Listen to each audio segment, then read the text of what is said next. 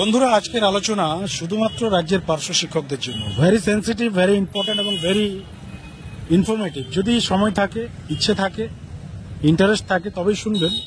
Otherwise কাউকে ঘটা করে ইনভাইট করা হচ্ছে না যে ভাই এসো ডিএনএ বাংলার খবর দেবে। সময় যদি থাকে তবেই দেখবেন, আদারওয়াইজ আরো অনেক কাজ থাকতে পারে। বাড়ির বাইরে বর্ষাকাল ঘাস টাসও বেরিয়ে থাকতে পারে, তো সেগুলো একটু মডিফিকেশন করেও টাইম পাস করতে পারেন। এই কথাটা শুধুমাত্র আমাদের হেটার্সদের জন্য বলা হলো, বাকিরা মাইন্ড করবেন না। তো যাই হোক, এবার আসি আমরা আমাদের আসল বিষয়ে। বন্ধুরা, পার্শ্ব শিক্ষকদের দাবি আদায়ের ক্ষেত্রে অনেক সময় বহু নেতা এসছে, কখনো ইনসাইডার কখনো আউটসাইডার। সংগঠনের শেষ নেই এবং সংগঠনের সাথে সাথে নেতারও শেষ নেই। অনেক নেতা এসছে, কিছুদিন থেকেছে, কাজ করেছে, চেষ্টা করেছে, কিছুই করতে পারেনি, কোনো দাবি আদায় কিছু করতে পারেনি। কেউ চলে গেছে, কেউ বেরিয়ে গেছে, কেউ আবার সাইলেন্ট হয়ে গেছে, কেউ আবার রানিং রয়েছে। কিন্তু এখনো পর্যন্ত একজন নেতা স্টিল নাও আছেন। কাজ মাঝে মধ্যে টুকটাক অ্যাক্টিভিটিস দেখা যায়, কিন্তু জনপ্রিয়তার খাতিরে তার কোনো ভাটা পড়েনি। অর্থাৎ তার পপুলারিটি প্রথম থেকে আজ অবধি যা ছিল তাই আছে। আমরা কথা বলছি ভগীরথ ঘোষ, ঐক্যমঞ্চের সঞ্চালক, আহ্বায়ক বা জন্মদাতাও বলতে পারেন ভগীরথ ঘোষ। ভগীরথ ঘোষের বাইরেও অনেকে ছিলেন, প্রেমানন্দ থেকে শুরু করে পূর্ণিমা হাজারি অনেকেই ছিলেন যারা বর্তমান সময়ে নেই, কিন্তু ভগীরথ ঘোষ স্টিল নাও এখনো আছেন। মঞ্চ ভেঙে চুরমার হয়ে গেছে। মঞ্চের যে বাকি সদস্য সংগঠনগুলো রয়েছে তারা সবাই ব্যাগ গুছিয়ে চলে গেছে, মঞ্চ ছেড়ে চলে গেছে, মঞ্চকে একদম টাটা বাই বাই করে দিয়েছে। কিন্তু এখনো পর্যন্ত ভগীরথ ঘোষ তিনি আছেন পার্শ্ব শিক্ষকদের কাছে, সাথে টাচে এবং আপডেটে আর কি। তো সেই ভগীরথ ঘোষ, যার জনপ্রিয়তা এখনো পর্যন্ত এগিয়ে আছে, তিনি আজকে বড় ঘোষণা করেছেন। তিনি আজকে লাইভে এসেছেন, বার্তা দিয়েছেন এবং বেশ কিছু আগাম পূর্বাভাস এবং বড় ঘোষণা তিনি করে গেছেন। তার কারণ দেখুন, লাইভ তিনি করেছেন, অনেকেই তার লাইভ শুনেছেন, কিন্তু কিছু ইম্পর্টেন্ট বিষয় যেগুলো হয়তো আপনারা নোটিস করেননি বা নোটিস করার দরকার রয়েছে, আমরা সেই বিষয়গুলোই আজকে তুলে ধরব। গতকাল আপনারা সকলেই জানেন বা তার আগের দিন ভগীরথ ঘোষের পক্ষ থেকে সোশ্যাল মিডিয়াতে জানানো হয় যে আমি লাইভে আসছি। পরবর্তীকালে তিনি আবার নোটিশ করেন যে আমি এবং ডক্টর আব্দুস সালাম, যিনি আউটসাইডার নেতা এবং বর্তমান সময়ে যথেষ্ট জনপ্রিয় হয়েছেন, ঠিক যেমন 2021 সালের বিধানসভা ভোটের আগে মইদুল ইসলাম জনপ্রিয় হয়েছিলেন এবং জনপ্রিয়তা একদম শীর্ষে ছিলেন, ঠিক একইভাবে আজকের ডেটে ডক্টর আব্দুস সালাম জনপ্রিয় হয়েছেন। তাকে নিয়ে হাজার এক্সপেকটেশন তৈরি হয়েছে, সবার একদম কনফার্ম যে এবার কিছু হবেই।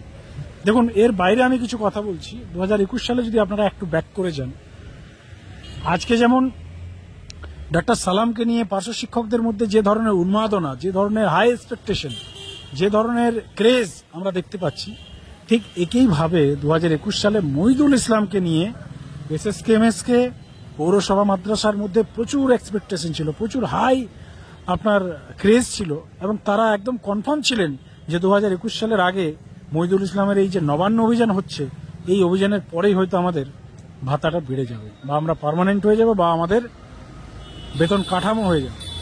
কিন্তু ইতিহাস সাক্ষী, ইতিহাস মিথ্যা কথা বলে না। ইউটিউবাররা ফেক নিউজ প্রোভাইড করতে পারে, নেতারা মিথ্যা কথা বলতে পারে, কিন্তু ইতিহাস কখনো মিথ্যে কথা বলে না। ট্র্যাক রেকর্ড এখনো রয়েছে, আপনারা জানেন, সকলেই ভালোভাবে জানেন যে 2021 সালের আগে কারো কিচ্ছু হয়নি, যা ছিল তাই আছে।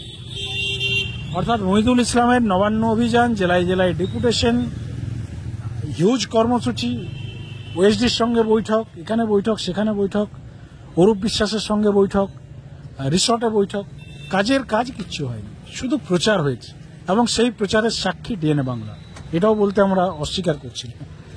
তো বন্ধুরা, সেই একইভাবে ডাক্তার সালামকে নিয়ে আবার নতুন ঠিক সেম লেভেলের ক্রেজ তৈরি হয়েছে প্যারা টিচারদের মধ্যে।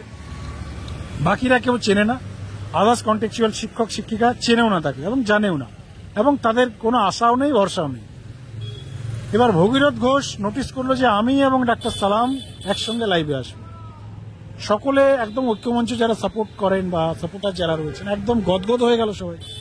ভগীরথ ঘোষ যখন পোস্ট করেছেন ডাক্তার সালামকে খারাপ কথা বলবেন না। ভগীরথ ঘোষ যখন বলছেন ডাক্তার সালামের সঙ্গে লাইভে আসবো, বা ভগীরথ ঘোষের ডান হাত চন্দ্রচূড় মহাশয় যখন ডাক্তার সালাম মহাশয়ের প্যারা টিচার ওয়েলফেয়ার অর্গানাইজেশনের সদস্য হয়ে গেলেন, তখন সকলেই ভেবে নিল যে ভাই কিছু তো আছে পজিটিভ, না হলে পুরো টিম এইভাবে সালামকে সাপোর্ট করবে না। কিন্তু বন্ধুরা, আজ থেকে জাস্ট কিছুদিন আগে ক্রিয়েট করা একটা হাইপ, এবং সেই হাইপ আপনারা জানেন দিনের পর দিন নষ্ট হচ্ছে।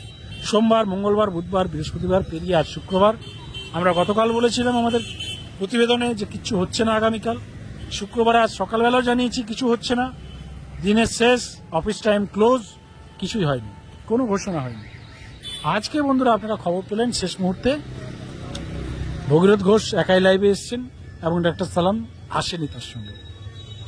ডাক্তার সালাম তার সঙ্গে লাইভে আসেন। জানিয়ে রাখি, যখন ভগীরথ ঘোষের পক্ষ থেকে এই নোটিশ করা হয় যে আমি সালামের সঙ্গে লাইভে আসছি আগামীকাল, আমাদের মনে তখনই একটা সন্দেহ তৈরি হয়েছিল যে ডাক্তার সালাম ভগীরথ ঘোষের সঙ্গে কি করে লাইভে আসতে পারে। কারণ যেখানে একটা হিউজ পরিমাণে ক্রেডিট নেওয়ার খেলা চলছে, সেই ক্রেডিট নেওয়ার জায়গা থেকে ক্রেডিট ভাগ করে দেবে ডাক্তার সালাম, ক্রেডিটের অংশীদার করবে ভগীরথ ঘোষকে? মোটেও না।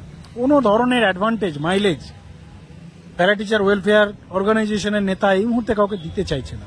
যার ফলস্বরূপ আমাদের যেটা ধারণা ছিল, আশঙ্কা ছিল, সেটাই সত্যি হলো, তিনি লাইভে এলেন না। এবং ভগীরথ ঘোষের যে এক্সকিউজ, আজকে তিনি যে এক্সকিউজ দিয়েছেন, তার বক্তব্য যে ডাক্তার সালাম বলেছেন কিছু অসুবিধা থাকায় তিনি লাইভে আসতে পারছেন না এই মুহূর্তে, পরে যদি কোনোদিন আসেন তখন দেখা যাবে। এবার ভগীরথ ঘোষ আজকে দেখুন কমিটমেন্ট করেছিলেন, লাইভে এসছেন একাই, এবং তার বক্তব্য তিনি রেখেছেন। ভগীরথ ঘোষের পরিষ্কার বক্তব্য যে আমরা ডাক্তার সালামের সঙ্গে কথা বলেছি, এবং তার যেটা বক্তব্য যে আর 12-13 দিনের মধ্যে হয়ে যাওয়ার কথা জিওটিও, যদি না হয়, সমস্ত সংগঠনের উদ্দেশ্যে ভগীরথ ঘোষ বলেছেন যদি জিও না হয় 12-13 তারিখের মধ্যে, আমরা ঐক্যমঞ্চের ব্যানারে রাস্তার কর্মসূচি বা আমাদের যা মনে হবে দাবি আদায়ের জন্য, যেটা পারফেক্ট মনে হবে, আমরা কিন্তু সেটাই করব। পরে আমাদেরকে আর কেউ কিছু অ্যাডভাইস করবেন না বা দোষারোপও করবেন না। রাস্তার কর্মসূচি যদি নিতে হয় সেটাই নেওয়া হবে, বা আদার্স কোনো কর্মসূচি, স্কুল বয়কট, অর্থাৎ যে কোনো তাদের যেটা ঠিকঠাক মনে হবে তারা কিন্তু এবার কর্মসূচি নেবেন। তিনি এই লাইভ ঘোষণার মধ্যে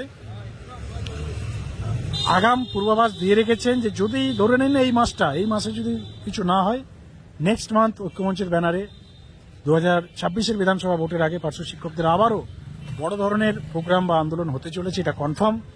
আর একটা বিষয় পরিষ্কার, জনপ্রিয়তার যে কথা বললাম আমরা, বর্তমান সময়ে পার্শ্ব শিক্ষকদের মধ্যে এখনো রাস্তায় যদি কারো ডাকে পার্শ্ব শিক্ষকরা সবচেয়ে বেশি নামে, বা এখনো নামার মতো সিচুয়েশন আছে, সেটা একমাত্র ভগীরথ ঘোষের ডাক। তার ডাকে এখনো পর্যন্ত সিংহভাগ পার্শ্ব শিক্ষক রাস্তায় নামবেন বলে আমাদের যে প্রেডিকশন বা আমাদের সার্ভেতে এই তথ্যটা উঠে এসেছে। দেখার বিষয় আগামী 12-13 দিনের মধ্যে কিছু হচ্ছে কিনা। যদি না হয়, ঐক্যমঞ্চের ব্যানারে কি প্রোগ্রাম, কি আন্দোলন, কি কর্মসূচি তারা গ্রহণ করে আমাদের নজর থাকবে। বন্ধুরা, এই সমস্ত বিষয়ে আপনাদের প্রতিক্রিয়া, রিয়েকশন লিখে জানান। চ্যানেলে নতুন থাকলে অবশ্যই চ্যানেলটিকে সাবস্ক্রাইব করে আমাদের পাশে থাকবেন। ধন্যবাদ।